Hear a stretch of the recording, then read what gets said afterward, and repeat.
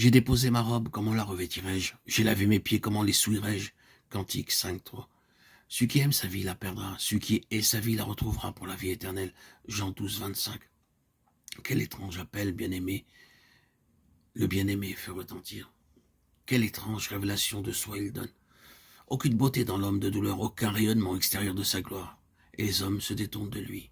Il a été méprisé, frappé par Dieu, affligé. Ésaïe 53, 3, 4. On a dit que tous les martyrs ont une apparence ignominieuse pendant leur supplice, et que si la croix était dépouillée de la gloire que des siècles d'adoration ont projetée sur elle, nous discernerions plus nettement la honte de ce supplice, toute son horreur et l'abaissement qu'il inflige. Les disciples n'avaient jamais imaginé la possibilité d'un semblable martyr pour leur maître, bien que celui-ci eût fait le possible pour les y préparer. Aussi, quel effondrement quand l'orage éclate, trahison, condamnation, crucifiement tombent sur eux comme autant de coups qui leur broient le cœur et les assomment. Rester fidèles en cet instant, ce serait pour eux faire le sacrifice de leur vie. Nous pouvons difficilement mesurer l'immensité de leur douleur, de leur désarroi quand ils abandonnèrent leur maître et s'enfuirent. Il y a un moment dans la vie de l'âme rachetée où celle-ci peut discerner tout ce que va lui coûter la volonté de suivre Jésus, où elle comprend ses paroles, être rendue conforme à Christ en sa mort. Alors, tout s'effondre autour d'elle. Jusque-là, sa pensée s'était étendue avec complaisance sur ce qu'elle avait reçu de Christ. Elle avait perdu de vue que le disciple n'est pas plus que son Seigneur, que le Christ crucifié a besoin de disciples crucifiés. Maintenant, elle discerne la croix et elle recule. Ce n'est point sa volonté qui fléchit, mais son humanité. Il est aussi probable qu'elle pense à son bien-aimé, au témoignage qu'elle lui a rendu et par lequel Dieu a été glorifié. Si elle doit le suivre dans le chemin de la douleur, comment le montrera-t-elle aux autres dans la gloire? Le Seigneur ne doit-il pas attirer à lui et être présenté de façon à ce qu'il attire les âmes? Comment la douleur et l'affliction pourraient-elles attirer? De plus, il lui est pénible d'avoir à quitter l'état où elle est parvenue. Où cela la conduirait-il de répondre à ce nouvel appel?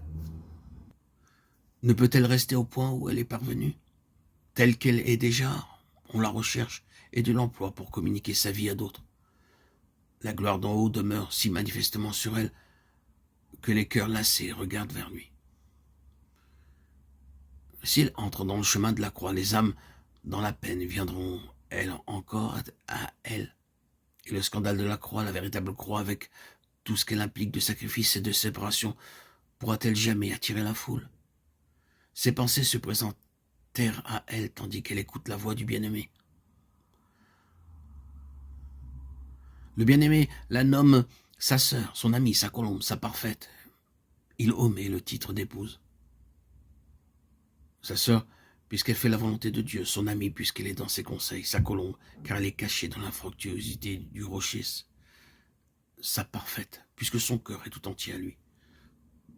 L'omission implique-t-elle que sa réponse va décider de l'avenir et montrer si oui ou non elle a compris la céleste vocation? Si oui ou non elle veut saisir ce pourquoi elle a été saisie par Christ? Le Seigneur le sait, mais craignons de nous priver de sa grâce. Courons vers le but, le prix de notre céleste vocation.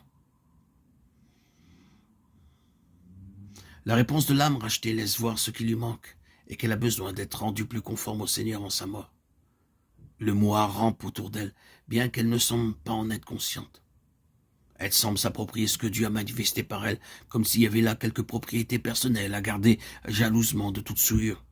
J'ai enlevé ma robe, dit-elle, ce qui nous rappelle Élisée ôtant ses vêtements et les mettant en pièces avant de prendre le manteau d'Élie, de roi de 12. Image de l'Esprit du Seigneur, qui revêt l'âme débarrassée des entraves terrestres. Et convie à devenir plus conforme au modèle dans la voie de l'ignominie et du mépris, elle recule.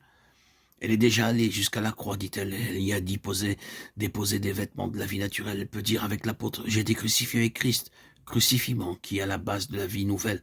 Galates 2:20. Mais le Seigneur désire la faire entrer dans la communion de ses souffrances pour être rendue conforme à l'agneau.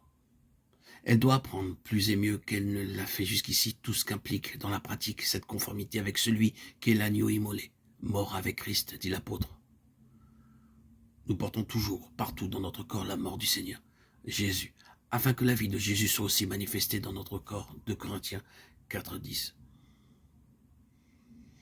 Oh, âme, tu as oublié que tu es noir de naissance et qu'en toi n'habite rien de bon. Tu ne peux être qu'un vase pour Dieu. Tu dois être rien afin que Dieu puisse être tout en tout.